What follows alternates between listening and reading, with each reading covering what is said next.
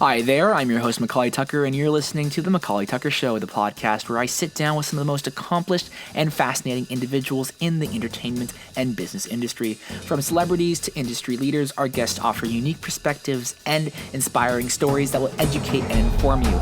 Join me as I sit down with my next guest to cover their humble beginnings, challenges they faced, as well as their accomplishments in life. You are bound to learn something new, so sit back and enjoy the interview.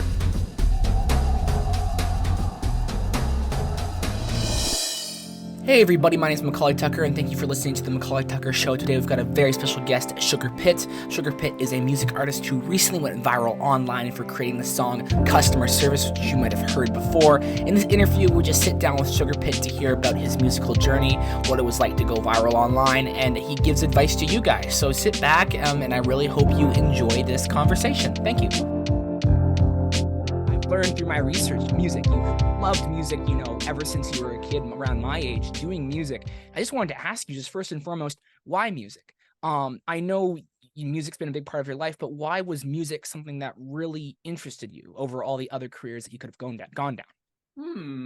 I don't know. That's a good question. I think, my mother she's an artist, she's a painter. Mm-hmm. And I think that probably instilled, I got something from her from that for sure. And there was just a lot of music playing when I was a kid. And my dad always liked really weird off the wall stuff. He always played me like Frank Zappa and Devo and Talking Heads and stuff like that.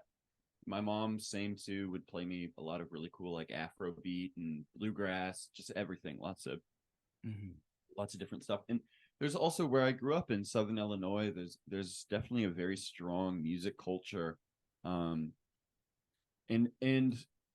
also a very strong like DIY culture of just like house shows and backyard shows, and it's a small town, so everybody knows the bands, and it was just kind of part of the culture of my town. And my mom also used to date a audio engineer who had a recording studio, and so I think I was probably maybe 9 or 10 or so at the time, and I think being exposed to that atmosphere probably played a role as well. But yeah, I don't know. I got my start. That's a funny way to put it. Playing in a classic rock cover band. Me and my fifth grade friends started doing like classic rock covers that we love from Guitar Hero, Eye of the Tiger, Hit Me With Your Best Shot, classics. And I think that gave me like a little peek into that world, and I just loved it and I connected with it. And so why music? I don't know. I guess I just had the right exposure, and maybe a mix of, I just had the right exposure and just kind of the right kind of, it just made sense to my brain. Absolutely. Yeah. And being in that area that you lived in, you had all these influences. So it's really cool to see the impact of the community that you surround yourself within. And so I know, looking back, you in the eventful year in 2015, you were attending NYU's summer program to receive and you also received a scholarship from Garwin Family Foundation. Been You really did your deep into research, that. yeah. And so I would love to hear one thing. What role did Octopunch play in shaping your artistic journey? And how do you think these experiences with this collective have influenced your music today? I think Octopunch, I think, was the name of that. So yeah, when I got to the summer program, we broke into groups and started like writing and recording projects, and I think that was the name that we chose. That was like a big deal for me, going to that program. That was like the first place that I learned. It was the first time someone showed me how to use like a recording studio and like how to record yourself and how to EQ things and how to use compression, and just like how to use like a software. That was like where I learned how to do that. So that was like a super big deal for me. And then when I got back, so I mean, previous to that, I was kind of starting to play around in GarageBand a little bit when I was like 14 or 15. I had started writing songs, and I was just starting to kind of get into the recording process. And I was playing in a band with my friend called Wormhole at the time, WERMHOL, Wormhole. And we were just kind of playing like garage rock stuff that I was listening to a lot of like SoCal garage rock, which is super minimalist, just rowdy, raucous type of shit. And it seemed easy enough to do. So that was like one of the first projects that I like started, Wormhole. And and that was kind of one of my first intros into like writing songs and playing live. I played my first gig with Wormhole in a public library, which was hilarious. But anyway, so yeah, and then I went to the NYU program and I learned a little bit about like the technicalities of recording. And then I love songwriting and I love playing live already, but then I was like, oh man, I really love producing and engineering as well. So I did that in college as well. I went to Drexel and I studied audio engineering in Philly, and that was like also an amazing experience in just kind of building my self-sufficiency and being able to mix and record and produce myself. And being able to surround yourself with people who kind of similar to how you were born in an area where music was really big, being around people who share a common interest, being able to start that at a young age is very, very valuable. Yeah. One question I did have, and I'm not 100% certain about this, but I thought I'd ask, is it true that you carpenter? You've done some carpenting stuff. Yeah, my dad was a carpenter, and Yeah, so I'd love to so ask how music and carpenting have kind of like how you've seen like the skills of being a carpenter interact with the skills of being a musician. that's an awesome question. Yeah, they totally go hand in hand. I feel like the part of my brain that enjoys construction and enjoys putting pieces together and arranging and making the cuts and sanding it and deciding how are you going to join these um, is totally the same process. I think that applies to songwriting. And there's like the the thing that I really like about those two activities, music and carpentry, is that there's this awesome cross section of creativity and math. And yeah, it's you get to combine like just being spontaneous and creative with um sort of a more like logistical structured side of your brain that I really enjoy. And yeah, I think the way that I make songs is a lot like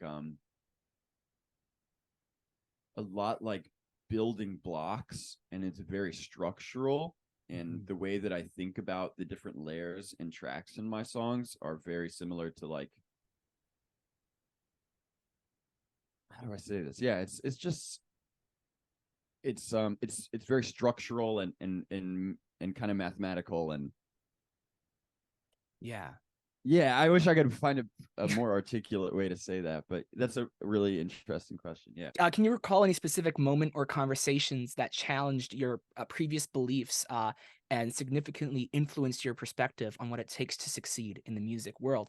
Because I know in your report you talked about how you were talking and asking questions to these music professionals in this university, and you were able to work with them. And so I assume that you might have gone some really good conversations and might have been passed on some wise wisdom that changed you. Yeah, I think honestly the biggest thing that challenged or kind of informed my um a-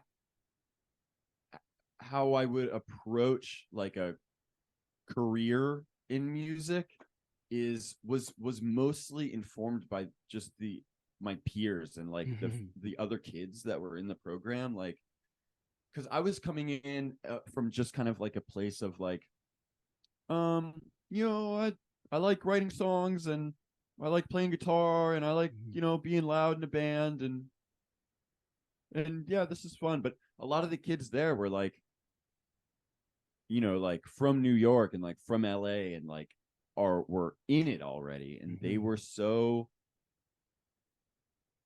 I mean, for one, I didn't really think of music as something that was like I could seriously pursue. It was just the way it was framed, sort of like where I'm from is like it's a fun little thing to do on the side. Mm-hmm. I think that's the way that I was kind of coming into the program. But the other kids that I went there with were like, "Oh, I want to be a producer. Like, I want to, you know what I mean? Like, I want to be an engineer. I want to work with these guys." This like they had a plan, and seeing that, I was like, "Holy shit! Like, you can do this." And like, look at they're already ahead of me. Like, you know what I mean? Like, they're already got their wits about them. They've got a website up. They're posting on Instagram all the time. They're linking up with other producers. They're finding these little work-ins to, you know, work with artists and connect themselves and network themselves. And that was just like that kind of blew my mind of like, wow, people, not only can you do this, but people my age are doing this and pursuing it currently. And I think that was a big eye opener. Absolutely. And as going back to what I said earlier, starting young and being able to take these big steps at a young age and planning. And that's something that I really appreciate, talking to friends of mine, I asked them, what's your plans after high school? And, some say, oh, this, but some people don't know. And it's always like, you can't stress that enough. Starting out young is very, very valuable. Yeah, Kind of going to, the sugar pit stuff. I'm not sure when that exactly started, but I believe sometime in September-ish 2015, around there, you're kind of posting some stuff about that. There was some really cool tracks you released, like, Baby with Zero Syrup, Love, Flashcard Rhythms, and Mitten Fingers. And one of my favorites, which isn't on Spotify, but one that really slapped and hit hard. I don't know why, but it was For Her Birthday. I don't know. I was listening to that today, and awesome. I love that, man. It was, I don't know, but I felt something, man. I really like that. As you continue to evolve, you then, 2020, you're opening up, music lessons. And so I did have a question, including this, in mind. I'm intrigued to hear your insights on what, in your opinion, defines a good music teacher. What qualities and attributes do you believe are essential for somebody who wants to be an impactful music teacher? Yeah, that's an awesome question. So, yeah, I used to teach independently, and now I work for a couple different public schools in the area, and I teach just basically rock band classes, a la Jack Black. I just go in for a couple hours, and it's a middle school group, and they have a drum kit and a guitar amp and bass and everything, and I just teach them all how to play songs. And so I've been teaching music for a minute, and that's an awesome question. I think that it depends a lot on what the students are trying to get out of music. Mm-hmm. But I I think when I teach that I try and structure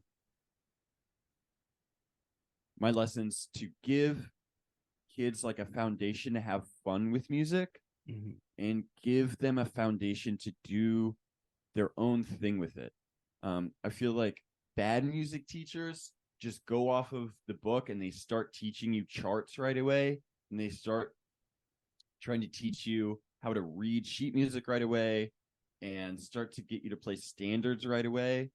But I always just want to teach. I always just ask the kids like, what kind of songs do you like? Like, what do you want to learn? Because that will inform their style. You know what I mean? Like, it's if they can play what they want to play, they're gonna start having fun with it off the bat, and that's the most important thing. And from there, like, I try and get them improvising like ASAP, like, which is something that not a lot of teachers want to do. Like, a lot of teachers are like, oh, you need to learn all of the basics and all of the standards, and then you can start doing your own thing. Mm-hmm. My thing is just like, just go have fun with it right away. Like, you don't need to know anything. You just need to know this scale that I teach you, and then you can do your own thing with it. Mm-hmm. So yeah, I think what makes a good music teacher is just giving kids like a foundation to have fun with and explore on their own terms, um, what they want to get out of music and what yeah, just giving them a platform to explore what they want to explore in music and take what they want to take from it and be Absolutely. creative with it. Yeah. Mm-hmm. And I feel like nowadays, I feel like we need more teachers, people that, young people specifically, that have gone through similar situations, who have learned and understood to go out and teach people, whether it be music, YouTube, film, all that good stuff. I feel like we need more people to come out and be willing to share and teach others. And I find that that's what I love about this show, is sitting down and just through the conversation of one's life, get some, educational, I guess you could call it, content and some wise wisdom through that. Kind of going to the Totally. meat of the conversation, how I discovered you, through this one song, that you released, Customer Service, awesome song. I think 3.4 million last time I checked on views of that one video that you released. And so that must have been a really, really interesting experience, going through. I mean, I haven't gone through something like that of that scale, but having something, let's say for me, an interview. I did one with a YouTuber, not a YouTuber, but his partner Chris, from Mr. Beast, back in when I was a kid. I was like really into that stuff, and so it gets a lot of views, and you're like, wow. But this one was a whole different scale, and so I just kind of wanted to hear, just a brief story. I'm intrigued, like how did this all play out? Marketing. I saw that you were releasing videos, and that's what inspired me, constantly releasing videos involving the song. It really gets people going. They're like, yes, yes, I recognize that song. But you did it in such a way where it was so entertaining. And I'm like, went into the Walmart doing that. That you probably got kicked out of that Walmart. That looks super, super interesting. So yeah, share the story. Would love to hear it. Yeah, so I wrote that song. I was living in San Francisco last year, and I wrote this song. I just got off work one day and it just banged it out real quick. And I wasn't even planning on releasing it. Like, I was like, this is so dumb. Like, this is like funny and dumb, but I don't know if I'm gonna really release it. But I started showing it to people, and they were like, that one is. So I was like, all right, maybe there's something here. Like, because it was totally born out of like a genuine frustration of my job. I was working as a barista as well. Yes. And so I noticed people were like connecting with it on like a real level. And um so the video, like, the original plan, I mean, the first video that I shot was like just a kind of like more old-fashioned traditional music video. I was dressed up in different jobs, dressed up as a construction worker and a plumber and office worker and blah blah blah. It was a regular music video, and I was like, this looks good, but like, I want something that's like, Mhm. that has that like, that Yeah. is like really, what's the word for that? Like, Yeah. exciting, something that's like funny and really entertaining. And so my drummer, who plays drums in my live band, had this idea. Noah is his name, Noah Dunn. Mhm. Had this idea to bring the whole live band into a Walmart and play. And so we were like, that was the first idea that we were like, that's Yeah. awesome. Like, let's do that. And so we were kind of trying to figure out like, okay, so we need to get like some like external batteries to plug in the amps, and we need to figure out how to sneak a drum kit into the shop. And it was just too crazy. Like, it was not going to work. So I was like, and the release was already coming up. So I was like, all right, we got to make a move here. We don't have Yeah. time to get power generators and all this shit. So why don't I just go in there and just do it by myself? Um, and so I ordered the vest on eBay, and that is exactly what went down. I just went in there, and um, I was playing the song out of a Bluetooth speaker that was put to my belt, and so you could hear us walking around. And I mean, I was goofing around. Obviously, I was Yeah. riding the bike around the store, and so yeah, we got kicked out in probably like 10 minutes. We went to another Walmart, got kicked out in maybe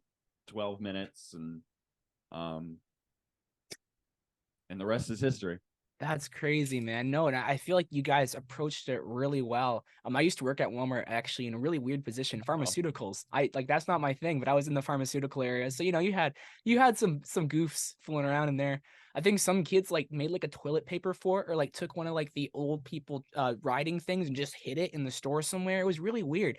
But yeah, no, it's crazy that you're finally able to, that was awesome what you did there. And you're able to grow your community and also introduce to them to not just this amazing song, but your other songs that you make. So you're not just known as the guy who did that. Because I feel like, in speaking from my experience, being known as I guess for me, at least in my opinion, just being known for one thing, it kind of gets annoying.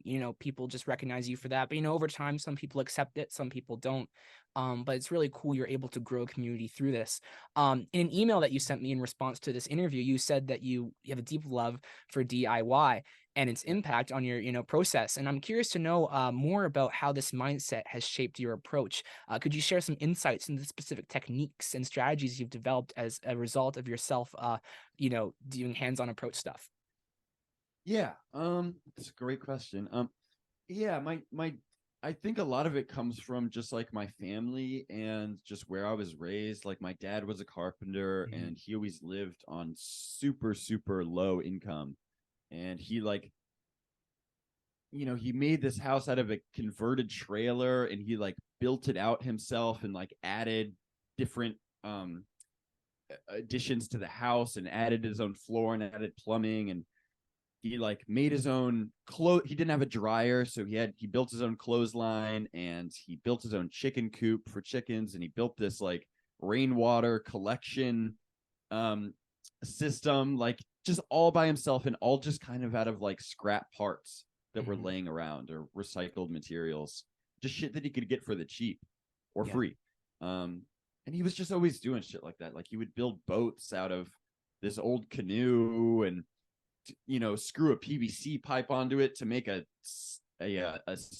sail, and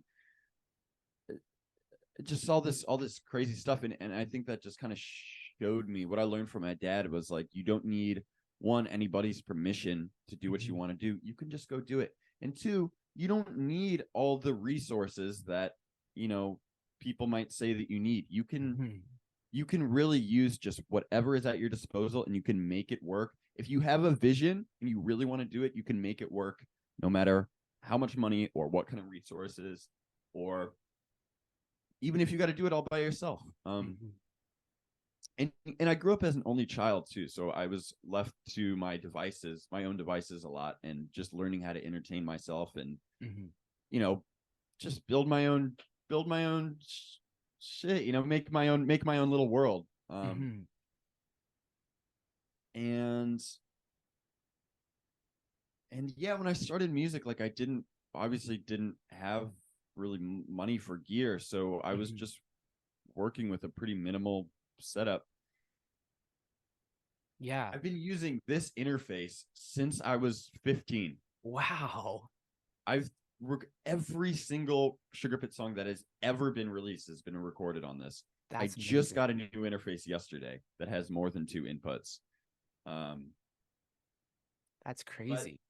Yeah, and I've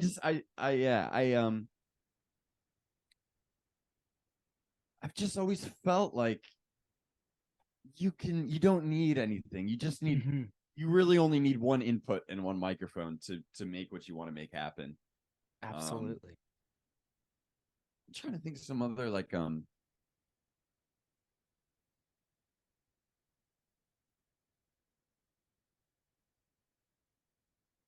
don't know. It's it's like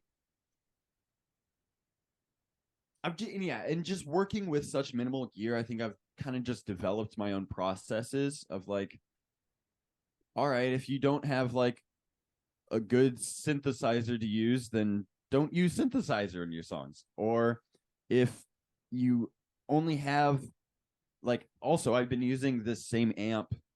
Let me pull it out. Using the same amp since high school, also. Wow. For the same amount of time as the interface. I got this at a pawn shop in Southern Illinois.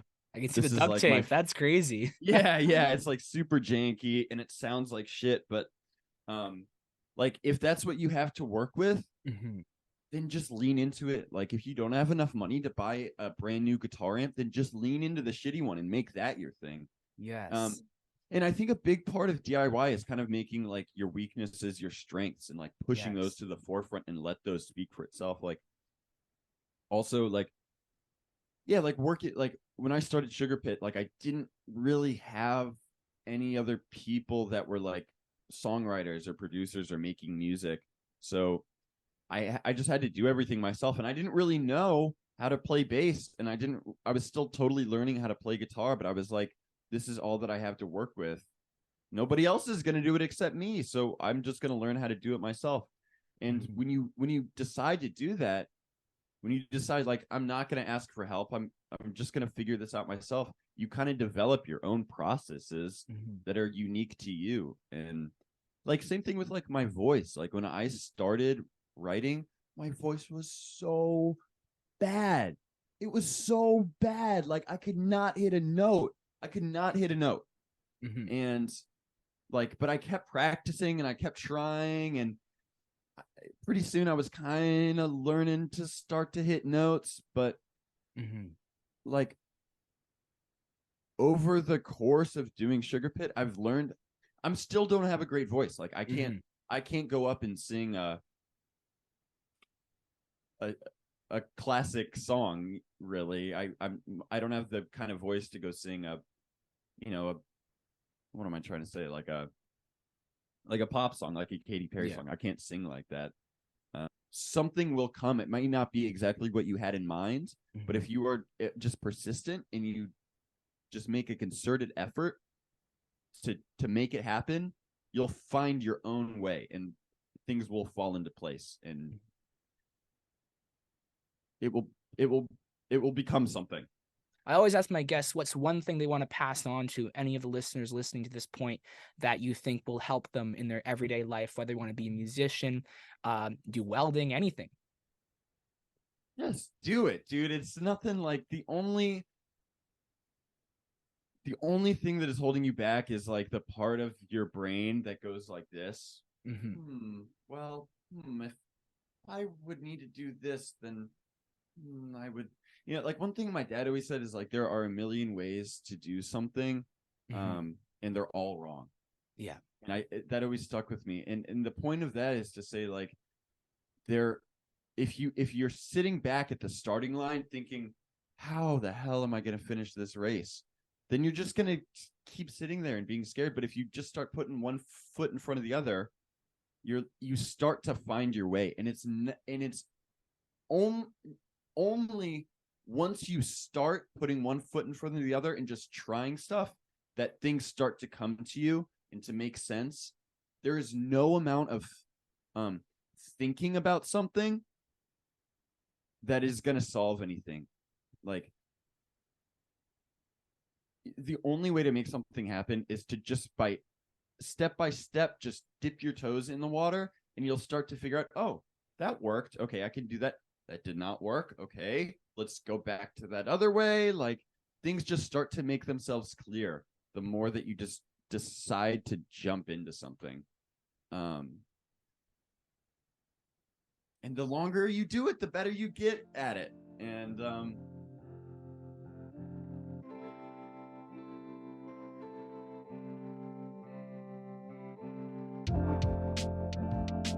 and I think it's important to not be scared of how it's going to turn out.